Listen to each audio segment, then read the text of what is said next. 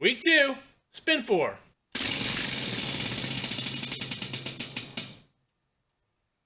Oh, Mad Max! So you might be wondering, what's Mad Max? Well, it's a fantastic movie. But in addition to that, it's also this thing over here. So I ran across this thing one day on Craigslist, and it was only $300. I really thought it was a joke. Turns out, no, it was real. I went and checked it out and bought it. Why did I buy it? I don't know. I mean, really, I have no idea. Probably because it was only $300, and it has a quick change rear end, and it had these big sand tires on it. It's really for mud bog racing. What you're supposed to do is just go in a straight line through some mud and see how fast you can do it. But there aren't any tracks like that around here, and I don't really feel like going mud bog racing. But we do have photo shoots over here from time to time. And I thought a post-apocalyptic Mad Max type vehicle might be a pretty cool thing to add to the arsenal of stuff to do photo shoots with. So here it is. What have I done with it? Not much. Now, I did score a cheap 350 with a turbo 350 transmission for it. This is actually out of a 71 Chevelle. Now, my good buddy Tony thinks I should put the engine in that 71 Chevelle that's over there in the corner. But no, that's what LS engines are for. This should make a perfect engine to throw in here. Let me clear some of this crap out of the way so you can actually see it, and I can show you what I really want to get done today. So what we have here is a mud bogging sand tire, and as you can see, it's flat. So is the other one that's just like it. It's also wore out. So one of the objectives for today is to get this wheel replaced with this wheel over here. Now, I know it's not as sexy as what's currently on that other side.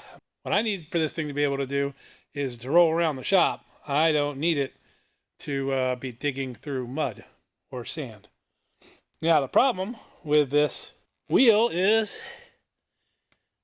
this is not big enough. The one that's already over on this side had actually been modified by the previous owner, and I was able to just put it on.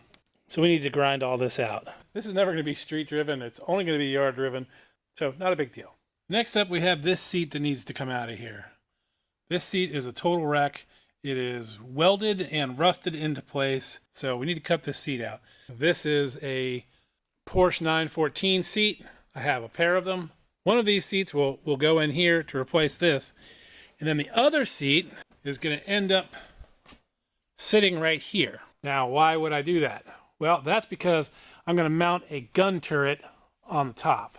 It's going to be a fake gun, and I might actually do like a harpoon turret or something like that. It'll be fake. This person can sit right here on the back and man the gun turret. That's the whole idea. Should make for an interesting photo shoot. If you've ever heard of Wasteland Weekend, it would probably fit right in with that. If you've never heard of Wasteland Weekend, look it up. If you're a Mad Max fan, you'll appreciate it. I'm using this really inexpensive Harbor Freight tool. It's got some sort of carbide bit on it or something. Spins at about 1,000,000 RPM. It is definitely an air tool. Well, you're only going to see a little bit of this when that air compressor comes on.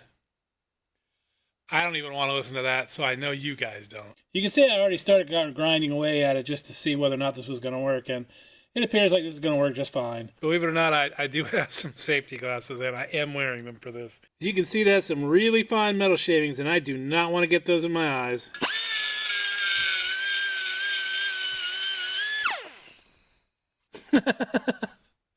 Guess I need to tighten that up a little. All right, we're back in action. It's a little loud.